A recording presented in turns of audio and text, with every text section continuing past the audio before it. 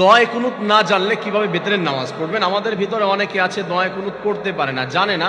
দোয়া কুনুতটা একটা লং একটা দোয়া।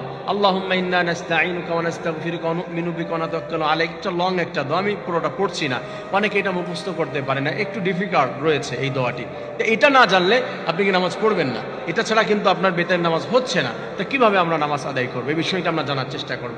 কয়েকটি পদ্ধতি আছে প্রিয় ভাই বোনেরা। ফার্স্ট আপনাদেরকে বলে দিচ্ছি যে আপনার আগে হচ্ছে, যদি আপনি না জানেন, দুইটি পদ্ধতি হচ্ছে, বেসিকলি দুইটি পদ্ধতি রয়েছে। আপনি জানেন যদি দয়া করে ইচ্ছা করে না পড়েন তাহলে কিন্তু আপনার নামাজ হবে না, নামাজ নষ্ট হয়ে যাবে। এখন এই অবস্থায় আপনি যদি ছেড়েও দেন, অনিচ্ছায় নামাজের ভিতরে ছেড়ে দিয়েছেন, আপনি জানেন, তারপরে আপনার হচ্ছে সোসিজদা যদি দেন নামাজ হয়ে যাবে, অন্যথায় নামাজ হবে না।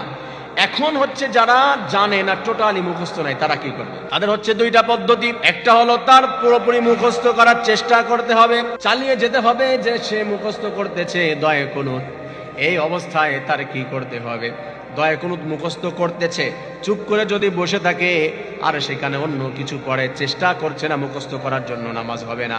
মুখস্থ করার জন্য সর্বক্ষণ ট্রাই করে, আর সেই সময় দয়া কুনুতের স্থানে আল্লাহু আকবার বলে হাত বেঁধে দেওয়ার পরে সে যেই দোয়াগুলি জানে, সাধারণ কুরআনুল কারীমের ভিতরে দোয়া আছে, রব্বানা যালামনা আনফুসানা ওয়া ইল্লাম তাগফির লানা ওয়া তারহামনা লানাকুনান্না মিনাল খাসিরিন, রব্বানা আতিনা ফিদ দুনিয়া হাসানা ওয়া ফিল আখিরাতি হাসানা ওয়া কিনা আযাবান নার, রব্বি জাআলনি মুকিমাস সালাতি ওয়া মিন যুররিয়্যাতি রব্বানা ওয়া তাকাব্বাল দুআ। কুরআনুল কারীমে শত শত দোয়া রয়েছে, এইগুলা পড়তে পারে। আর যদি এইগুলাও না পারে তাহলে সে কি করবে?